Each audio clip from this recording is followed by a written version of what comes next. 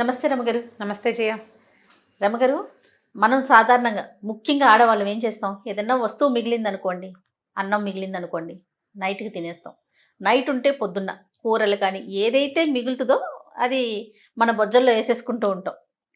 సహజంగా చేసేస్తూ ఉంటాం కదా! మంచిది, మంచిది కాదు. కొన్ని తినొచ్చు, కొన్ని తినకూడదు. అలా వేరియేషన్ కూడా ఉంటుంది కదా! మీరు చేస్తారా ఇలాంటి పనులు? నేను సాధారణంగా 99% రాత్రిళ్ళు అన్నం తిన్ను. పొద్దుటి పదార్థం తినే ప్రసక్తి అసలు లేనే లేదు. నాకు సూట్ కాదు.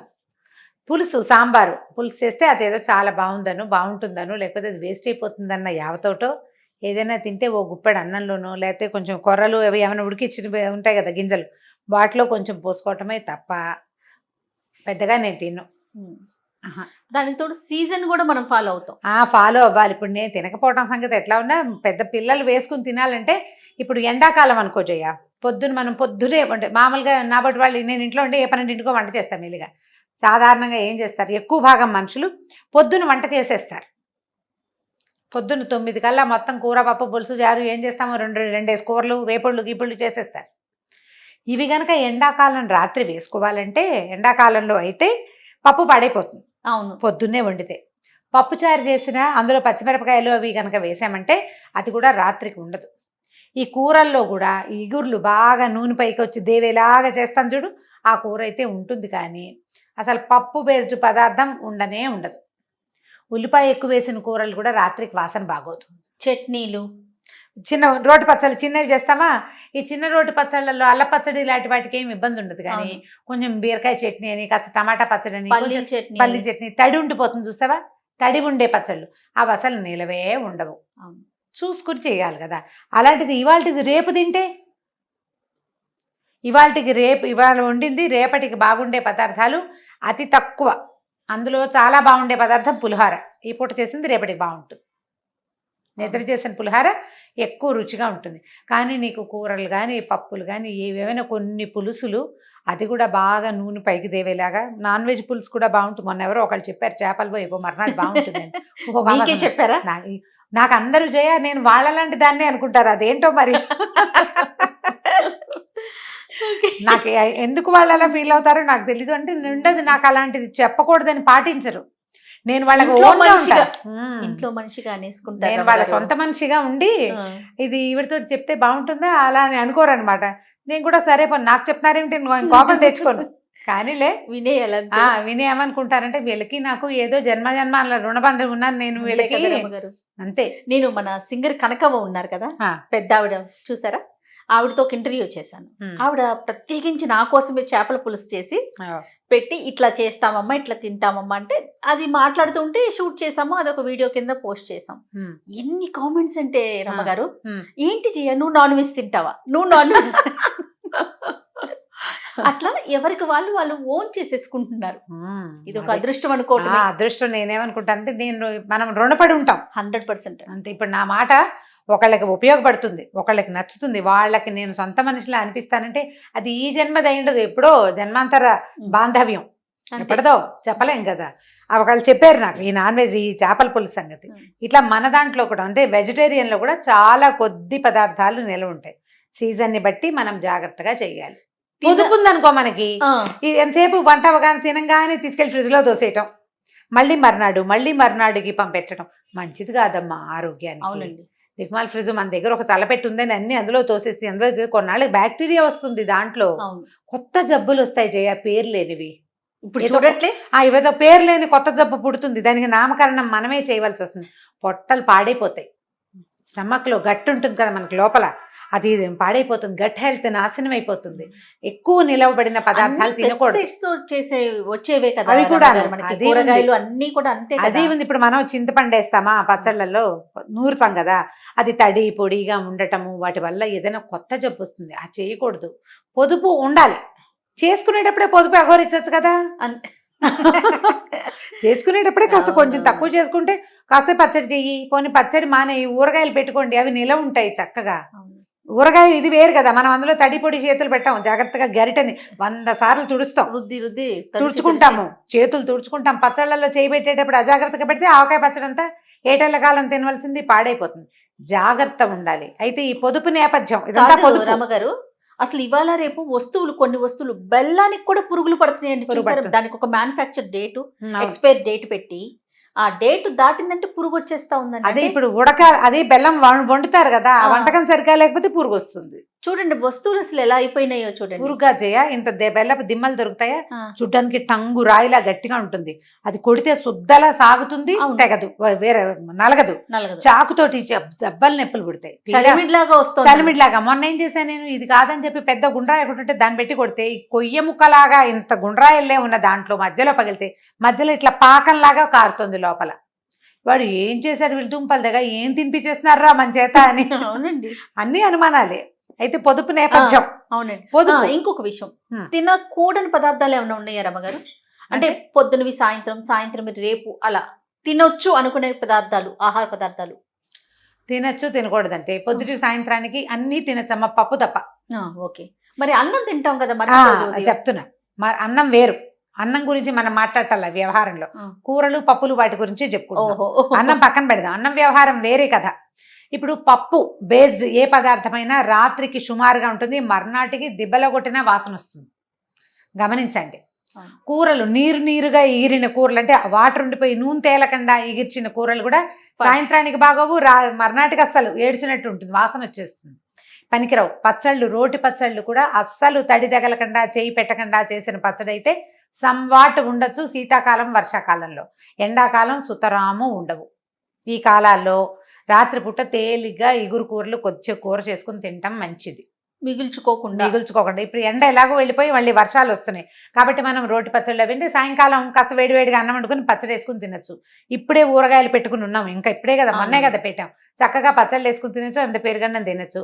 నా సలహా అయితే అన్నం తినడం తగ్గించండి, ఏ రొట్టెలో జావలో తాగండి, ఇలాగా ఈజీగా ఉంటుంది. పెద్దవాళ్ళు అయితే, చిన్నపిల్లలు అయితే శుభ్రంగా అన్నమే తినొచ్చు కదా, పెందరాళ్ళే తినేసేయచ్చు. జ్ఞాపకంగా చేయాలి. దోసపిండి, ఇడ్లీ పిండి అవి కూడా పులిసిపోతాయి, 3 రోజులు మించి ఉంచొద్దు ఫ్రిడ్జ్లో కూడా. ఫ్రిడ్జ్లో ఉంచిన అనారోగ్యాలు ఖచ్చితంగా అవుతాయి. పరమాన్నం కూడా పాడైపోతుంది జయ. అవునండి. పరమాన్నము, సేమియా పరమాన్నము, సగ్గుబియ్యం పరమాన్నము ఇవి ఏవి నిలవండవు, ఎండాకాలం సాయంత్రానికే పాడైపోతాయి. గారెలు బూరెలు కూడా అంతే, గారె బూరె కూడా పనిచేయవు. అవి కూడా మనం అప్పటికప్పుడే తినాలి. వస్తువు చేసి పారేయద్దు, పారేసేది వారేయమనే శాస్త్రం ప్రకారం తిండి పదార్థాన్ని చేయకూడదు, జబ్బు చేస్తుంది. పొదుపు చేసేటప్పుడే చేయండి, మిగిలిపోయిన దాన్ని పొదుపు చేద్దామన్న ఆలోచన చేయకూడదు. అలా పొదుపు చేసిన ఒక అక్కయ్య గారి కథ చెప్తాను చూడు. కథ కూడా ఉంటుంది, చందమామ కథ ఉంది, ఇప్పుడు చదివాం, బాగుంటుంది, ఇంట్రెస్టింగ్ గా. ఇది మనకి ఉపయోగపడుతుంది అనమాట, నీతి కథ అనుకుందాం. ఓ ఊళ్ళో ఓ భార్య భర్త ఉన్నారు. ఆవిడ పేరు రంగమ్మ అనుకో, ఆయన పేరు ఏదో రామయ్య అనుకుందాం, రామయ్య రంగమ్మ అనుకుందాం, సరే. అయితే వీళ్ళిద్దరూ భార్య భర్త. పక్కింట్లో ఒక మంచి తిండి పుష్టి కలిగిన ఒక పెద్ద మనిషి, వీళ్ళకి కజిన్ బ్రదరో తెలిసిన చుట్టమో ఉన్నారు. ఓనాడు ఆయన ఇంచేతో భోజనాన్ని పిలిచాడు. వీడుద్దండి, ఆయన మంచి తిండి పుష్టి కలిగిన వాడు, బ్రహ్మాండంగా తింటాడు. ఆయన్ని సంతోష పెట్టడానికి భోజనాన్ని పిలిచాం కాబట్టి అని ఈవిడ ఇతోధికంగా పప్పులు కూరలు పచ్చళ్ళు బాగా చేసింది. చేసేసరికల్లా ఆయనకు ఆ ముందు రోజో ఏదో తిని ఆయనకు అజీర్తి చేసి ఒంట్లో బాగోక ఆయన అన్ని ఇట్లా టేస్ట్ చూశాడు, ఆ మాత్రాలు వేసుకోలేదు. వీళ్ళు ఉన్నది ఎంత, 2 మనుషులు. 3వ మనిషి ఆయన బాగా ఆ మాత్రం తింటాడు, తమకి డబల్ చేసేసారు. ఆయన వాసన చూశాడు అంతే, వేటిని తినలే. అయ్యో సాయంకాలాన్ని కూడా వేసు తిన్నారు, అయినా మిగిలిపోయేసరికల్లా అయ్యో ఇంత పదార్థం వృధా అయిపోతుంది. ఆవిడ కొంచెం పొదుపు మనిషి, పదార్థం వృధా అయిపోతుంది, బోల్డ్ అయిపోతుంది, ఇంత వండుకున్నామని మాట్లాడుకున్నారు. అయ్యో వేస్ట్ అయిపోతుందని భర్త అంటే, నేనున్నాగా నేను చూస్తా దాని సంగతి అంది ఆవిడ. అనేసరికి నీకు భయం వేసింది. అయ్యే బాబాయ్ రేపు పొద్దున కూడా ఇదే పెడుతుందా నాకు, పొద్దున్న తిన్నా రాత్రికి తిన్నా, మళ్ళీ మర్నాడు పొద్దున్న తినద్దు, మర్నాడు పొద్దున 10 పళ్ళు నూకుని మొంగడుకునేది రావయ్యా తిందుగాని అంది. అనగా అమ్మో నా కడుపులో నొప్పి వస్తుందని అడిగింది. కడుపులో పోట్లు ఉండి ఒక పోటు వస్తుంది, ఒక ఎగురుతున్నాడు, దొల్లేస్తున్నాడు, కడుపులో నొప్పో అని. ఈవిడ కంగారు పడి వైద్యుడు కబురు చేసి ఆయన వచ్చాడు. వచ్చేసరికల్లా ఏం తిన్నావు నిన్న అని అడిగాడు. ఏం తిన్నావు అనగానే ఈ లోపలికి ఈవిడేం చేసింది, లోపలికి వెళ్ళి పళ్ళల్లో పెట్టుకొచ్చింది పదార్థాలు. నిన్న చేసింది కాదు, ఓ గారెలు బూర్లు ఏవో చేసింది, పులిహార ఇంకా ఏవో దద్దోజనం లాంటివి పళ్ళల్లో పెట్టి పట్టుకొచ్చి రావయ్య పలహారం చేద్దు కానీ అనేసరికల్లా ఇతను ఏమన్నాడు, ఈ రామయ్య గారు ఇవే నిన్న తిన్నవి నేనన్నాడు. వైద్యుడికి అర్థమైంది ఆ పదార్థం నిన్నటిదే.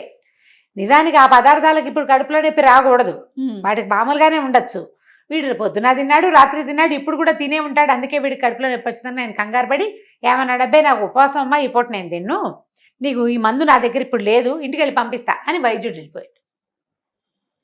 వెళ్ళిపోయేసరికి వీడికి దిగులేసింది, అర్రే ఆయన ఉపవాసం ఉన్నాడు, ఈ పదార్థం ఉండిపోతుంది, వేస్ట్ అయిపోతుంది, ఎవరికైనా పెట్టాలి. ఇంతలో ఏమైంది, వాకిట్లో కన్నం గారు పాలేరో ఎవడో ఒకటి నడిచిపోతూ కనపడ్డాడు. కనపడేసరికి ఏమిట్రా సుబ్బారావు అంత నీరసంగా ఉన్నావు అని అడిగేసరికి అమ్మ నేను అంతా ఏదో చిన్న గొడదొడ్డ చిన్న పొరపాటు చేశాను, అయ్యగారు గదిలో పెట్టి తాళం వేశాడమ్మా, రోజంతా మాడి చచ్చాడు, డొక్క మాడిపోయింది, ఇదిగో ఇప్పుడే తాళం తీశాడు, ఇంటికి వెళ్ళి అన్నం తిందామని వెళ్తున్నా అన్నాడు. అయ్యో అంత నీరసంగా ఉండి ఏం నడుస్తావురా, దా మా ఇంట్లోకి రా, అన్నం పెడతా నేను అని. పెడతానే సరికలే, సరే మరి అన్నం పెడతానంటే ఎందుకు వద్దంటారు ఎవరైనా. అయితే వాడు లోపలికి వచ్చాడు, ఈ పదార్థాలు చూడంగానే వద్దన్నాడు. నాకు అసలు నేను తినకపోయేసరికి వాళ్ళు నాకు అడుపులు తిప్పుతోంది, ఏదోగా ఉందమ్మా అని నేను తిన్నన్నాడు. వెళ్ళిపోయాడు లేచి. వీడికి బాధేసింది, అయ్యో పదార్థం వేస్ట్ అయిపోతుంది అని. సరే వీళ్ళ పాలేర్లు కాకపోతే ఏమైంది, ఇంకా ముష్టివాళ్ళు ఎవరు రారా అని చూసి వాకిట్లో ఒక ముష్టివాడు కనపడ్డాడు. బాబు ఒక ముద్ద అయ్యమ్మా అన్నాడు. ముద్ద ఏమిట్రా, శుభ్రంగా అన్నమే పెడతాదా లోపలికి రా అని వాళ్ళకి బసారాలోకి పిలిచింది, విస్తరేసింది, వడ్డించింది. ఈ పదార్థాలను చూడగానే వాడు బెర్ర బిగుసుకుని ఢామని పక్క పడిపోయాడు. పడిపోయేసరికి అలా భయం వేసేసింది, ఆవిడ చచ్చిపోయాడు అనుకుంది. ఈ భర్త వచ్చాడు, ఏమిటి అవన్నీ పెట్టి చంపేసావా అన్నాడు. ఇంకా తినలేదయ్యా, ముందు కూర్చోగానే పడిపోయాడు. వీడి మొహం మండ, ఇప్పుడు ఏం చెయ్యాలి, ఎవరు దారైపోయేవాడు మన ఇంటికి వచ్చి చచ్చిపోయాడంటే జనం ఏమనుకుంటారు. ఈ లోపల ఏమైంది, దారైపోతున్న పురోహితుడు వీళ్ళిద్దరు గలభాగా మాట్లాడుకుంటుంటే ఒక్క అడుగు లోపలికి వేసి చూశాడు. చూసి ఏమిటి ఎవడా ఏమంటే ఏమోనయ్యా ముష్టివాడు మరి పడిపోయాడు అనేసరికి చచ్చిపోయాడు పాపం, ముగ్గురు చచ్చిపోయాడు అనుకున్నారు వీళ్ళు ముగ్గురు కూడా. సరే ఏముంది, సంస్కారం చెయ్యి, అనాథ సంస్కారం, వీడికి ఏం పెడదామని వాడిని కూర్చోబెట్టావో అది నాకు దానం చేసి వీడికి సంస్కారం చేద్దు కానీ అనేసరికల్లా ఆయన అన్నాడు, రామయ్య గారు అదిగో వాడికి వడ్డిచ్చేవి అక్కడే ఉన్నాయి పదార్థాలు, ఇంకా వాడు తినలేదు నిన్నటివి అన్నాడు. అనగానే హడ్లిపోయాడు పురోహితుడు. ఆయన అనుకుని అయితే సరే నాకెందుకు, అవన్నీ నిన్నటివైతే నాకొద్దు, నేను అనాథ సంస్కారం ఒకటి చేద్దు కానీ అనేసరికల్లా ఈ రామయ్య గారు అన్నాడు, సరేలే ఏ పదార్థం చూసి వాడు చచ్చిపోయాడో వాడితో పాటు దాన్ని కూడా చితి మీద పడేస్తే సరి, వాడిని తగలేసి ఈ పదార్థం అయితే అందులో పడేద్దామన్నాడు. అనగానే వాడు ఒక వదుటి లేచి ముందే పడేస్తే నేను బతికే ఉందని కాదండి అన్నాడు. పొయ్యిలో బారేస్తే ముందే కనుక వాటిని నిప్పుల్లో బారేస్తే నేను పడిపోయే పని ఉంది అని ఒక్క ఉదుటిని లేచి పరిగెత్తేసరికల్లా నవ్వొచ్చేసింది. పురోహితుడికి ఒక 2 నిమిషాలు అర్థమైంది ఏం జరిగిందో. ఆ పదార్థం తినాల్సి వస్తుందని వాడు బెర్ర బిగుసుకుని పడిపోయాడు.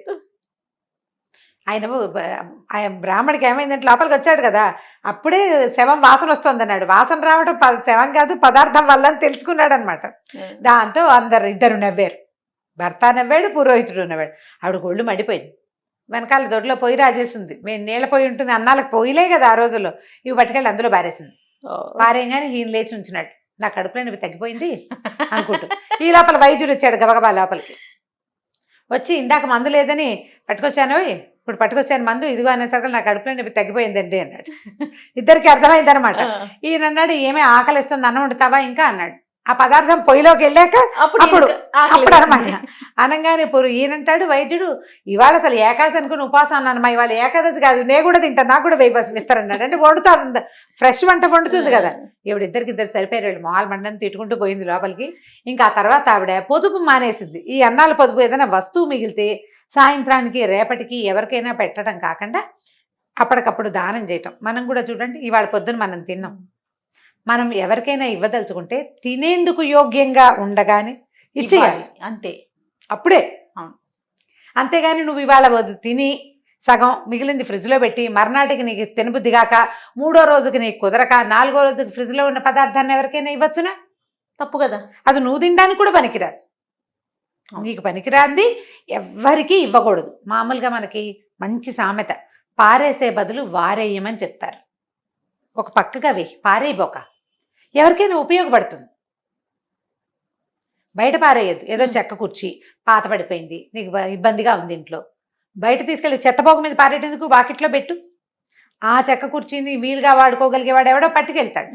అన్నం పప్పు వండావు, నువ్వు తిన్నావు, మిగిలింది, రెండో మనిషి రావాల్సిన వాడు రాలేదు, సాయంత్రం దాకా రేపొద్దుటి దాకా ఉంచడం ఎందుకు, ఆ పూటే పెట్టు వాకిట్లో, ఎవరికైనా ఇచ్చేసే అప్పుడే. అట్లా చెయ్యాలి. మంచి పద్ధతి. ఉపయోగపడని వస్తువులన్నిటినీ కూడా అట్లా మనం పారేసే బదులు ఎవరికైనా ఇస్తే పొదుపు బాగుంది. పొదుపు ముందు చేయాలి, ఉమ్. వస్తువు తయారైపోయాక పొదుపు ధోరణిలో పడకూడదు అనమాట. ఈ కథ బాగుంటుంది, చక్కగా చాలా మంచి కథ బాగుంది. కదా. వస్తువులకు సంబంధించి వెస్ట్రన్ కంట్రీస్ లో మాత్రం ఇది ఫాలో అవుతారు. follow ఫుడ్ అవుతారు. విషయం నాకు తెలియదు కానీ అవును. వస్తువులు మాత్రం మనకు ఉపయోగం లేదు అనుకుంటే బయట పక్కన పెట్టేస్తారు. పెట్టేస్తారు, బయట పెట్టేస్తారు. ఎవరో ఒకళ్ళు తీసుకెళ్లిపోతారు దారిపోయేవాళ్ళు. అది మనలాంటి మామూలు వాళ్ళు కూడా అది కొనుక్కోలేని వాళ్ళు కాదు, యూజ్ అయ్యే వస్తువుని పారేయటం ఎందుకు. అది మంచి బాగుంది, పద్ధతి. మంచి పద్ధతి. ఉమ్. అలవర్చుకుంటే చాలా బాగుంటుంది. బాగుంటుంది. చాలా బాగుంది రమ్మగారు. ఓకే రమ్మగారు, ఇంకో స్టోరీతో మళ్ళీ కలుద్దాం. నమస్తే అండి. నమస్తే జయ.